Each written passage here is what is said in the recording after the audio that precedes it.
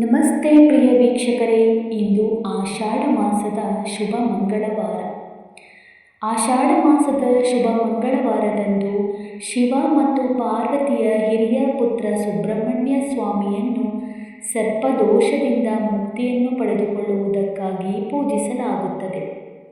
ಸುಬ್ರಹ್ಮಣ್ಯ ಸ್ವಾಮಿಯನ್ನು ಮಂಗಳವಾರದಂದು ಪೂಜಿಸುವುದು ಹಾಗೂ ಆತನ ಸ್ತೋತ್ರ ಅಥವಾ ಮಂತ್ರಗಳನ್ನು ಪಠಿಸುವುದು ತುಂಬ ಪ್ರಯೋಜನಕಾರಿಯಾಗಿದೆ.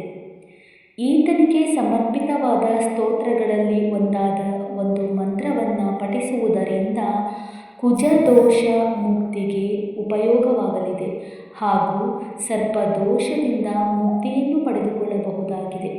ಬನ್ನಿ, ಶ್ರದ್ಧಾಭಕ್ತಿಯಿಂದ ಪಠಿಸಿ, ಇಲ್ಲವಾದರೆ ಶ್ರದ್ಧಾಭಕ್ತಿಯಿಂದ ಕೇಳಿ ಶ್ರೀ ಸುಬ್ರಹ್ಮಣ್ಯ ಸ್ವಾಮಿಯ ಮಂತ್ರ.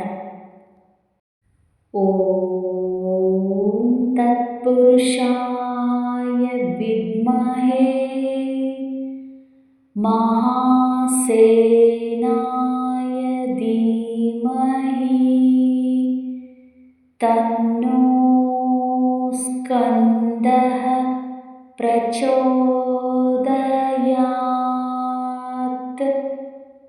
ಓಂ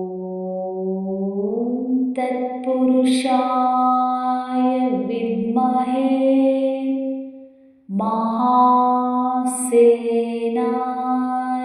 ಧೀಮಹಿ ತನ್ನೋ ಸ್ಕಂದಃ ಪ್ರಚೋದಯಾತ್.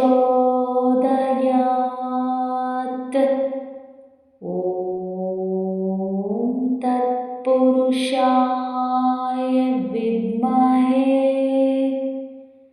ಮಹಾಸೇನಾಯ ಧೀಮಹಿ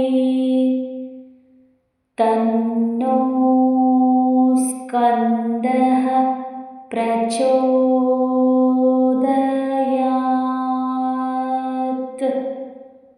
ಓಂ ತತ್ಪುರುಷಾಯ ವಿದ್ಮಹೇ ಮಹಾಸೇನಾಯ ಧೀಮಹಿ ತನ್ನೋ ಸ್ಕಂದಃ ಪ್ರಚೋದಯಾತ್. ಓಂ ತತ್ಪುರುಷಾಯ ವಿದ್ಮಹೇ ಮಹಾಸೇನಾಯ ಧೀಮಹಿ ತನ್ನೋ ಸ್ಕಂದಃ ಪ್ರಚೋದಯಾತ್.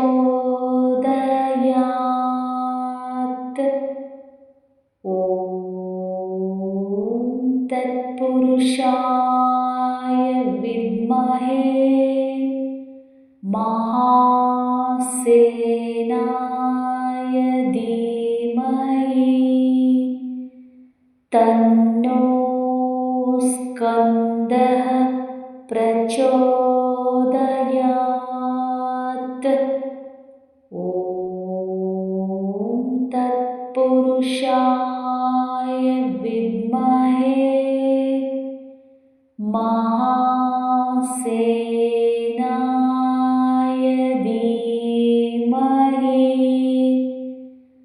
ತನ್ನೋ ಸ್ಕಂದಃ ಪ್ರಚೋದಯಾತ್.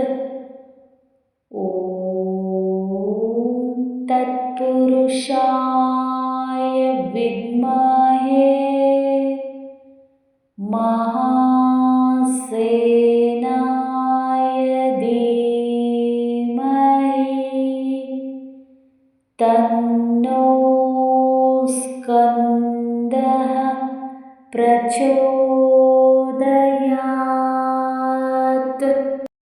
ಓಂ ತತ್ಪುರುಷಾಯ ವಿದ್ಮಹೇ ಮಹಾಸೇನಾಯ ಧೀಮಹಿ ತನ್ನೋ ಸ್ಕಂದಃ ಪ್ರಚೋದಯಾತ್.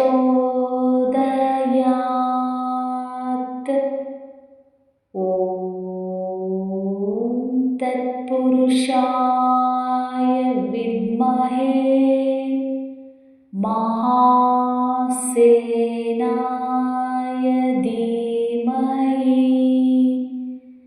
तन्नो स्कन्दः प्रचोदयात्। ॐ तत्पुरुषाय विद्महे महासेनाय धीमहि तन्नो स्कन्दः प्रचोदयात्।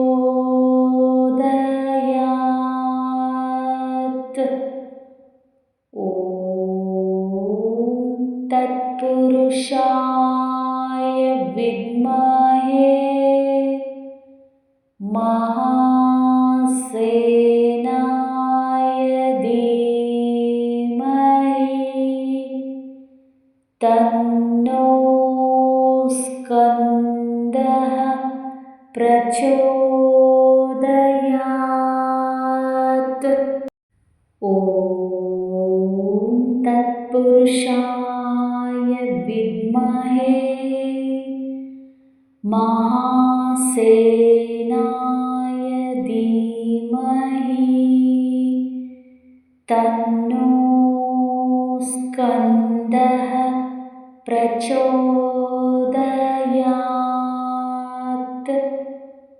ॐ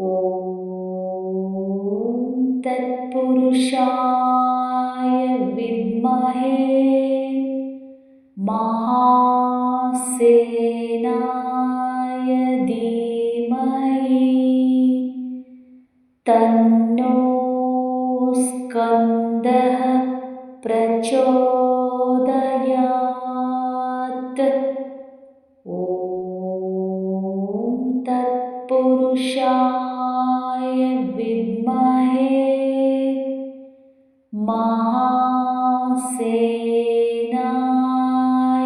धीमहि तन्नो स्कन्दः प्रचोदयात्।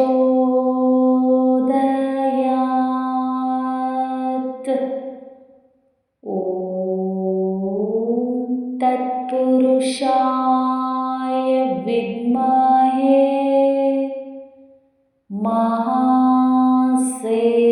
महासेनाय धीमहि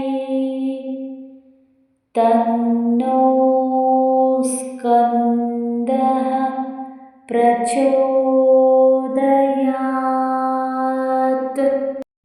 ॐ तत्पुरुषाय विद्महे महासेनाय धीमहि तन्नो स्कन्दः प्रचोदयात्।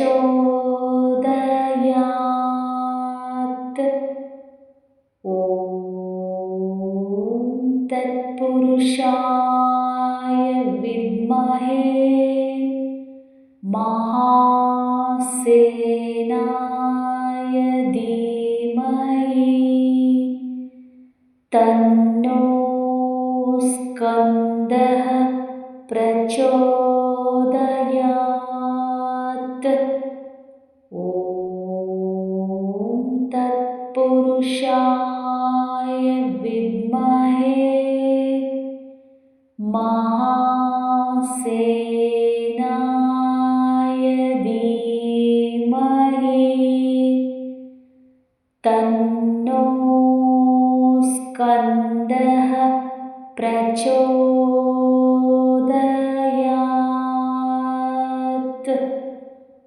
ॐ तत्पुरुषाय विद्महे महासेनाय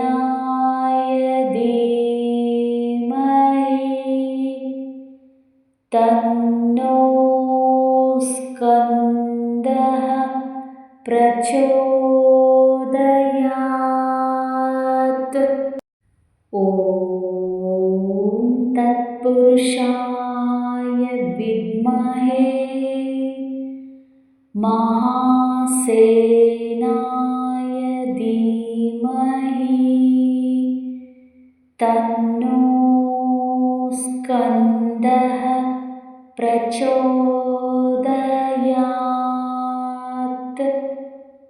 ॐ तत्पुरुषाय विद्महे महासेनाय धीमहि तन्नो स्कन्दः प्रचोदयात्। ॐ तत्पुरुषाय विद्महे महासेनाय धीमहि तन्नो स्कन्दः प्रचोदयात्।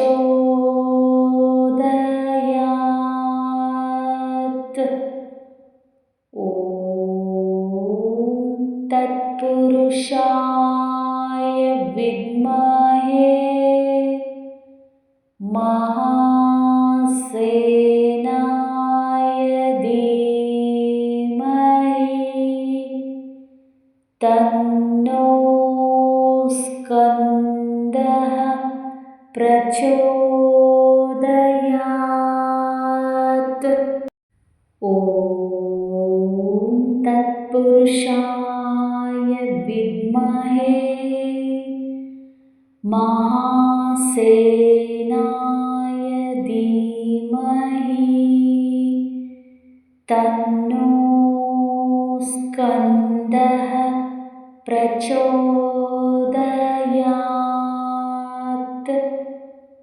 ॐ तत्पुरुषाय विद्महे महासेनाय धीमहि तन्नो स्कन्दः प्रचोदयात्। ॐ तत्पुरुषाय विद्महे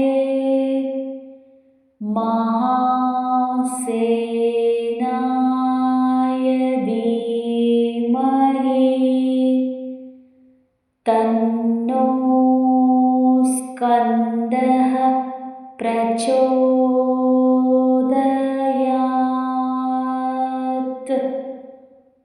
ॐ तत्पुरुषाय विद्महे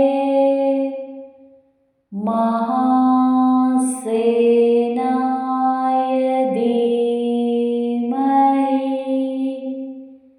तन्नो स्कन्दः प्रचोदयात्। ॐ तत्पुरुषाय विद्महे महासेनाय धीमहि तन्नो स्कन्दः प्रचोदयात्।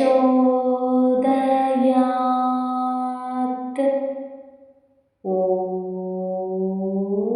तत्पुरुषाय विद्महे महासेनाय धीमहि तन्नो स्कन्दः प्रचोदयात्। ॐ तत्पुरुषाय विद्महे महासेनाय धीमहि तन्नो स्कन्दः प्रचोदयात्।